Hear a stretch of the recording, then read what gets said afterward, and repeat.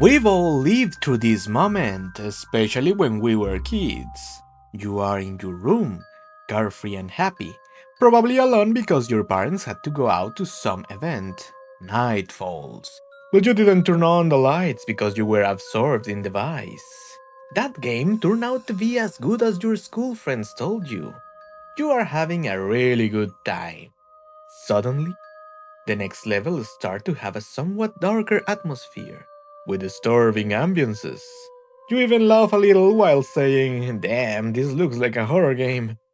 Then something disturbs you. A noise, a scary soundtrack, an ominous line of dialogue. You start to get nervous. A cold sweat runs down your neck, and you realize that you are alone in the dark. Nonetheless, the light switch is at the end of that very dark corridor. At that moment, the TV light is your only ally, so you continue playing with the hope that it was something temporary and you'll soon return to the nice adventure you were having. But after advancing just a little, BAM! A jumpscare makes your soul jump out of your body, and you let out the highest pitched scream you ever done. You were trolled by the developers and by your asshole friends. That's right, this time your friend with a hat brings you a top 10 of creepy moments in non-horror video games. This top is totally personal and subjective, so don't cry.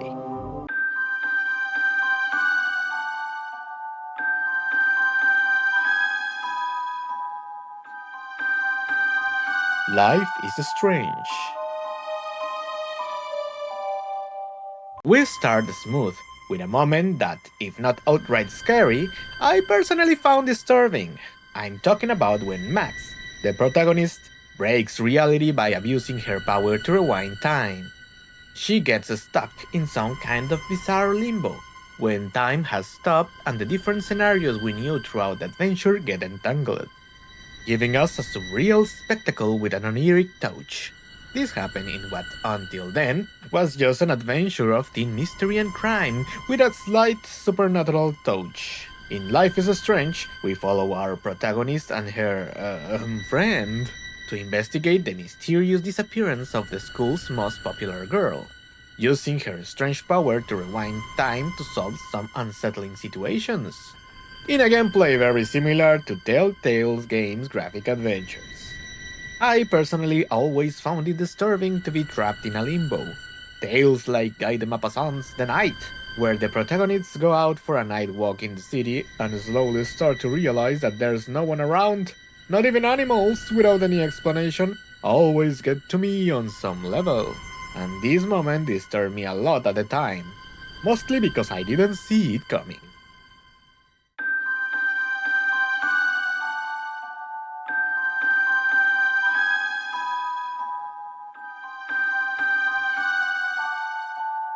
Knights of the Old Republic 2. Imagine you are a little 12-year-old scrub and a total scaredy cat when it comes to horror games, arriving home super excited to install KOTOR 2 after completing the total masterpiece that was the first KOTOR. You install it, you start it, and you get hit with this menu.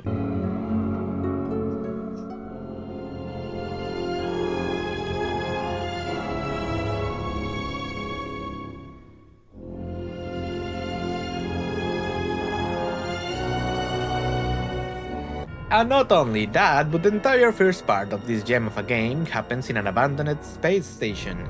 Even if it doesn't look too creepy, the ambience full of computer hums and automatic machinery get you disturbed.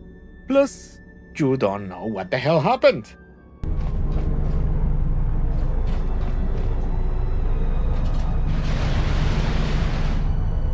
Now that I think about it, that's literally a liminal space before it was trendy. To make matters worse, at a certain moment, a Republic cruiser arrives, and this scene appears.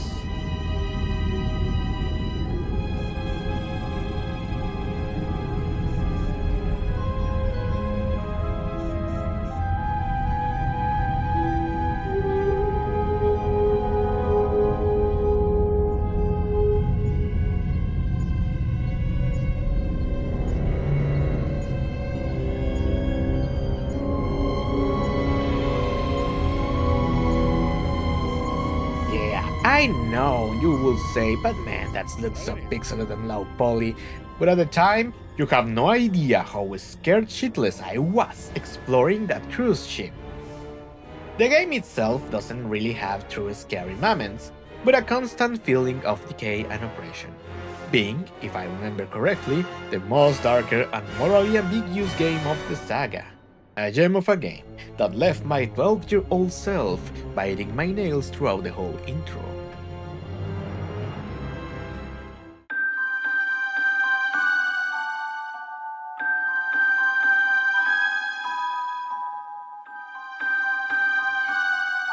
Zelda Majora's Mask. I didn't play this one in my childhood, because I never had a Nintendo 64. In fact, I played it during the pandemic with an emu with a rented Nintendo 64, yeah, sure, with the CRT TV and everything, of course, there's no other way. And the disturbance that I felt at the beginning of Kotor 2 was present here, but throughout the entire game. Majora's Mask is not a horror game, but it has something that constantly disturbs and unsettles you throughout the adventure. Besides the pissed off moon, there are stories like the UFO one or the other one about a child taking care of her zombified dad that accentuates that feeling that something terrible is about to happen, but it never actually happens. And if you add the fact that you can't help them all because every time you go backwards in time, your actions are undone, it just increases that feeling of hopelessness in your guts. In my opinion, the best Zelda game by far.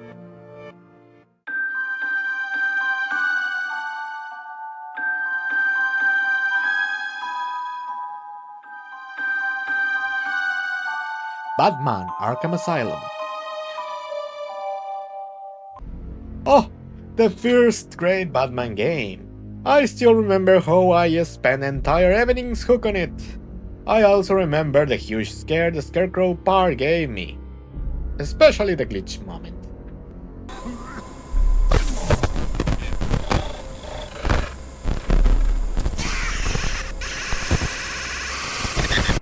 Not really because of fear of what I was watching, but because I thought my save file was screwed. Very troll developers indeed. Still, all the Scarecrow namers had a few creepy moments that made you squirm in your seat, especially if you were playing at night.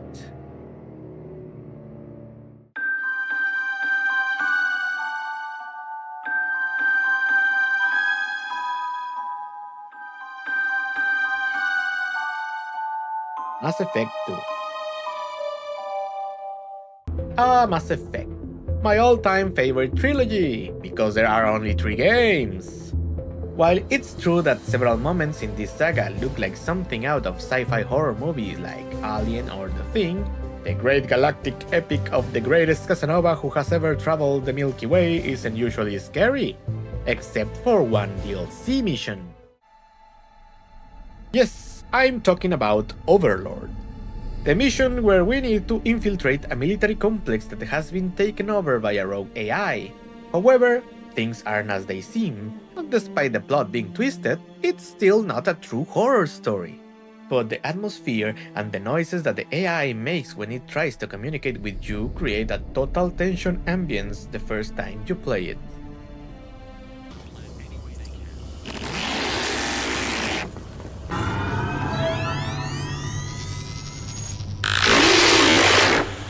A gem of a game like few others. If you haven't played it, I insist that you should. Play it! Play it now! You won't regret it!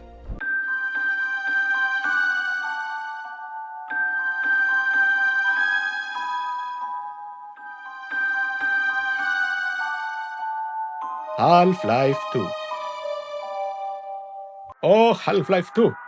I tried it like 4 times, and something always came up that prevented me from finishing it.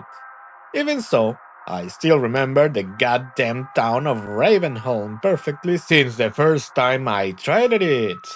I don't remember how old I was, probably between 14 and 16, and I still needed a couple more years before Dead Space made me love the horror genre. So you can imagine how much I suffered in that hellish level. For those who are too young to have played Half-Life 2, let me explain. The game itself has a disturbing premise. An alien civilization that looks like something out of a cosmic horror story invaded Earth, and in just 7 hours, they wiped the floor with all the world's armies, controlling the rest of humanity for their own alien ends. In the middle of this, our protagonist appears, Gordon Freeman. And when I was writing this script, I wrote Morgan Freeman. I was laughing my ass off at that mistake. Who was trapped in another dimension since the end of the first Half-Life. So now, he helps the Resistance fight against the Combine, the asshole aliens that now dominate the planet. Being an arcade shooter, when you primarily fight soldiers and an occasional alien bug, you don't expect it to suddenly turn into a survival horror game for one level to the next. There's one of these alien bugs, a thick, that gets attached to some poor idiot's head and controls it, turning him into some kind of zombie. But worse, because the host doesn't die, and he keeps his senses the whole time, which solidifies this bug as one of the most disturbing enemies in the game. There's even an unsettling Easter egg in the audio files of their grunts.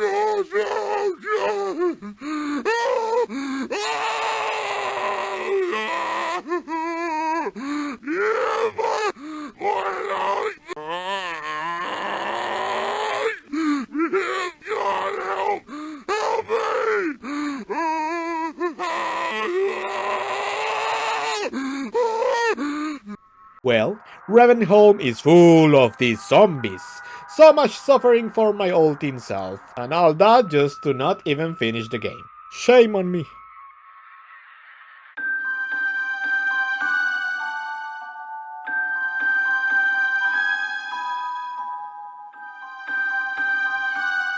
Jedi Knight, Jedi Academy. Picture a 10-year-old kid, super excited to play as a student at Luke Skywalker's own academy, and being a Padawan of the great Kyle Katarn. You've been playing for a little while, and it's just perfect. You can choose your lightsaber color as you please, and you've unlocked several Force powers. Then, suddenly, you choose your next mission. Something easy. A starship crashed on a desert planet and you need to pick up the survivors. However, as soon as you arrive, your ship is hit by lightning, and you end up crashing as well. But it doesn't matter, because you are the student of the fucking hero of this galaxy. And then this happens. Hello? Hello? Hey, you there! Thank the Force you've come. This place is...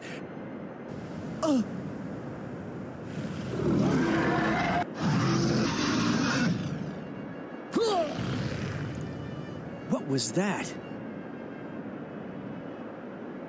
You have no idea the stress this mission gave me when I was little. And it wasn't the only one. The Mutant Rancor mission also gave me childhood trauma. But this one is stored in a special place in my trauma chest. Because back then, the Open TV channel in my country always played a horror movie named Tremors, which I loved but scared the shit out of me at the same time. And this mission only made that horror feel more vivid.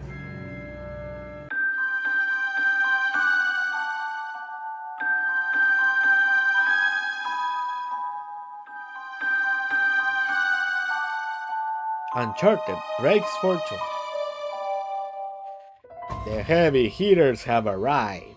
Did you remember my intro? Well, it was totally inspired by this game. Everything was jumps, shooting and fun with Nathan Drake running across the Amazonian jungle, when suddenly you have to enter into a World War II era bunker. And while it's true that it was creepy from the beginning, I thought back then, nah, it's just because it's abandoned and all rusty. But then, you explore deeply, and start to notice unsettling grunts. And when you least expect it, an exhibitionist in all fours chases you throughout the place. Oh shit. You don't know. Oh, you don't know the jump I made that night. Fuck you, Naughty Dog. And you better go and make a remake of this gem instead of doing all those The Last of Us remasters, you sons of bitches. An iconic moment that made it trendy to put supernatural creatures in the last levels of its sequels, but they never overcame what it was like encountering the first naked pervert in that bunker.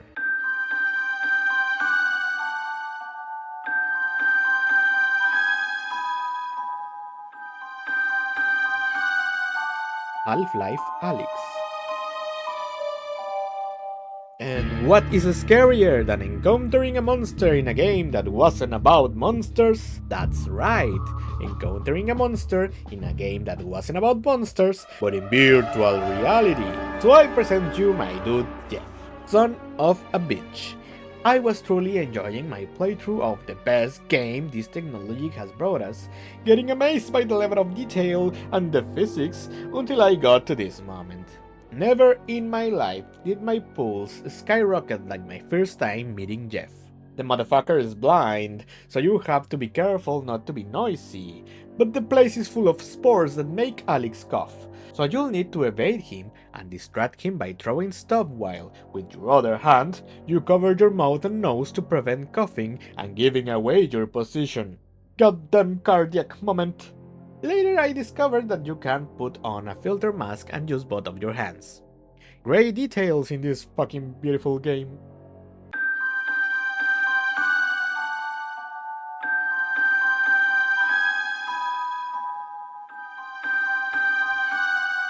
Halo Combat Evolved. However, we save my biggest gaming trauma for the end. Of course, it couldn't be any other way. The gold medal for the moment that made me shit bricks goes to the flood from Halo. Fucking misleading game. I still remember what a good time my 13-year-old self was having in this sci-fi shooter, shooting down Covenant aliens here and there, and the occasional poor soldier who was in the wrong place at the wrong time. When the surprise came, a mission that started like any other, where we had to find a squadron that lost communication, and where our friend Captain Keys is. But once you enter the complex, you notice that only one thing reigns: silence.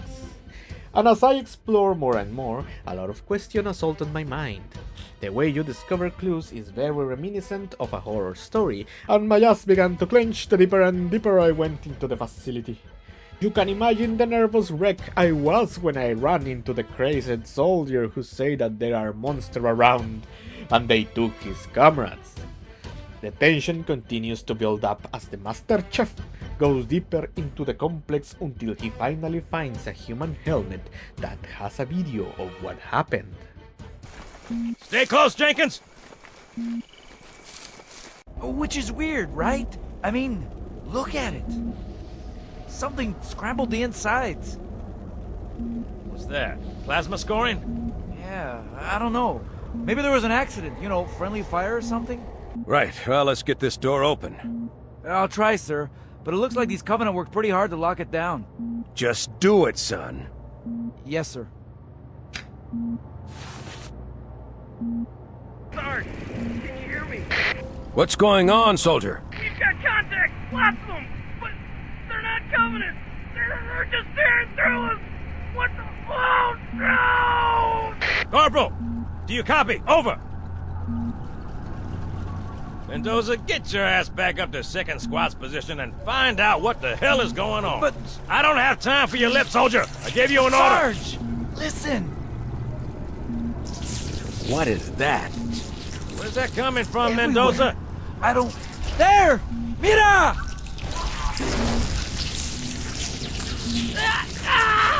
Hold still! Hold still! Let him have it!